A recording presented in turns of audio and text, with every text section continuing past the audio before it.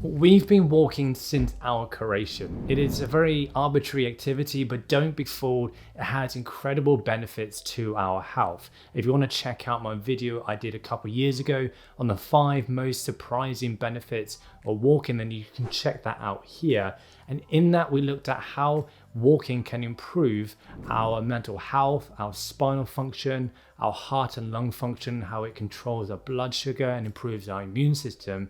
And we know there are going to be many more functions in the body that is going to improve, many health benefits it's going to have for us. But it's not just beneficial to our health, but it's actually fundamental for us to keep on living.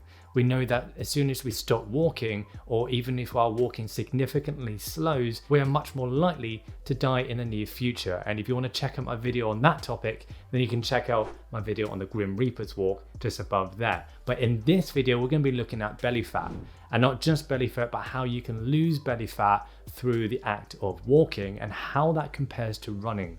Do we actually need to be running or doing vigorous activity to lose that belly fat, or can we do it through the simple act of walking, something we already do every single day? And stick to the end to find out some of my practical tips on how you can implement walking naturally and easily into your day to help you lose that belly fat.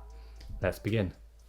Hello, my name's Dr. Stephen Hume. I'm a chiropractor and I'm currently based in Didcot. And a couple of years ago, I did a video called the 5 most surprising benefits of walking, which did very well. People seem to really like it. So in this video, what I wanted to do is to do a continuation of that and actually look at how walking impacts a very common issue within our society, and that's belly fat.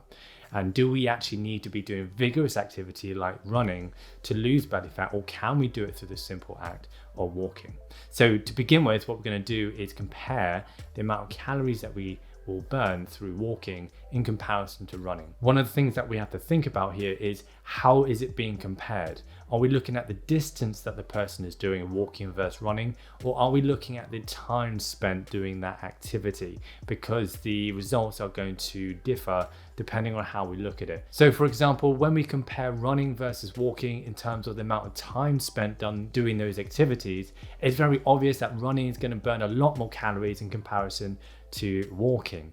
However, if we're going to compare it in terms of distance, then actually the difference isn't too big. It's anywhere between the results being fairly similar in terms of calories burned walking compared to running. So if you're going to run 1 mile or if you're going to walk 1 mile, some people, however, say that you burn slightly more running, but I don't think that the difference is really that big. So what that means for us is that you can actually burn just as much calories walking in comparison to running. In fact, some people say that you can actually burn a bit more belly fat walking in comparison to running. Some people say that there is a higher percentage of fat loss for each calorie that you burn walking than if you were going to be running. So that actually might give you an advantage if you're willing to put the time in. Because if you want to burn more belly fat through walking, it is going to require more time from you because you need to do that walking for longer. If, however, you're somebody that doesn't have as much time, then perhaps running might actually be better because it's not going to take you as much time. Now, running and walking both have incredible benefits to our health. The benefits that I mentioned at the beginning in terms of our health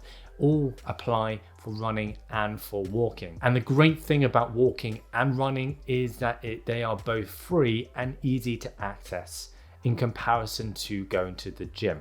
So we can easily just go out and go for a walk, or we can easily go for a run, and it's not going to cost us anything. Now, one of the biggest advantages of walking that I really like is that it's not really something that you have to prepare yourself to get sweaty for. That might seem like an odd thing to say. However, when we go for a run, we have to get changed for it. We then have to go for the run, and then we're all sweaty when we come back, and then you have to shower. And if you love running, then that's really good. However, that actually might put some of us off from running. And if that's the case, you might actually end up running less than if you were to walk, because we know with walking, we can go straight away and go for the walk. We're not going to get sweaty, and so we don't have to then have a shower afterwards, for example. It is also a lot more relaxing, and it's also a lot easier to go a lot further with walking in comparison to running for most people. It creates a little bit less of a barrier to go and actually do that exercise and therefore making it easier. And we know with habits, when we're trying to form a habit, if it's easy,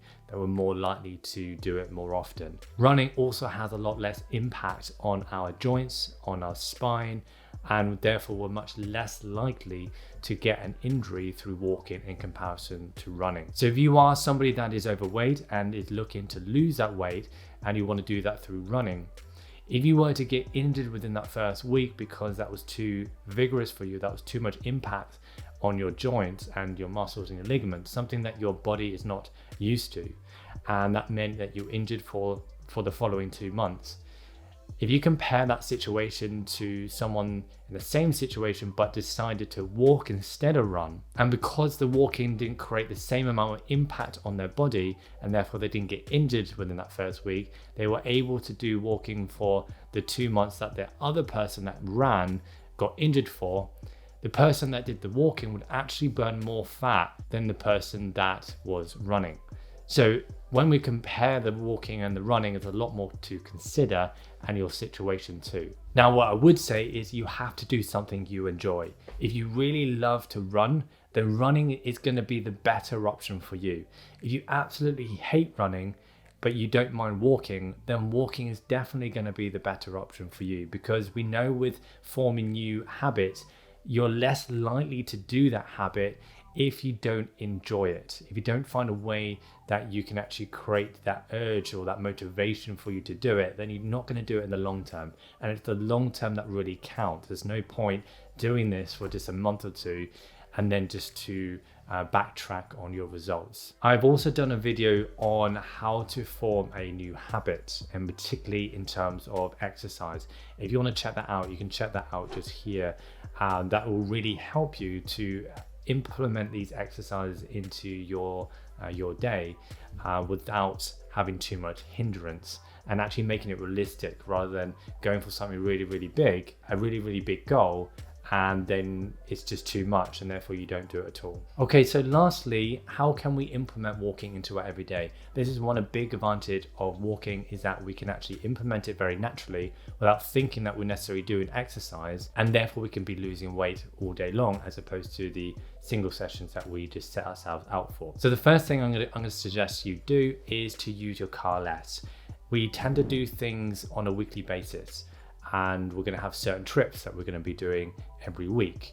If you can switch those trips from going in the car to walking when possible, and then make that into a habit, you'll be surprised on how much more walking you'll end up doing instead. You're also going to save money on that petrol, particularly with petrol prices rising. So see which trips you can switch for going in the car to walking instead. My second tip is, if you are going to go in the car, then instead of parking right next to that shop, park a little bit further away. That's going to force you to have to walk to the shop, and even though that's still a small distance, if you did that every time, then that is going to add up over the course of the week or the course of a month. My third and final tip is to get a step counter, particularly if you're someone that loves challenges, loves to set yourself challenges. Then the step counter is going to really, really motivate you. You'll be able to see how many steps you've done. And one of the biggest motivators out there is progress. If we can see our progress, then we're much more likely to do that thing more and more. And that's one of the things you're going to need if you're trying to lose weight. You're going to need the continual motivation. But if you don't have that motivation, then that's when you're going to rely on your habit. And that's why I really advise you to check out my video on how to form a habit, because once you form that habit, like any habit, like doing your teeth in the morning, you tend to not think about it.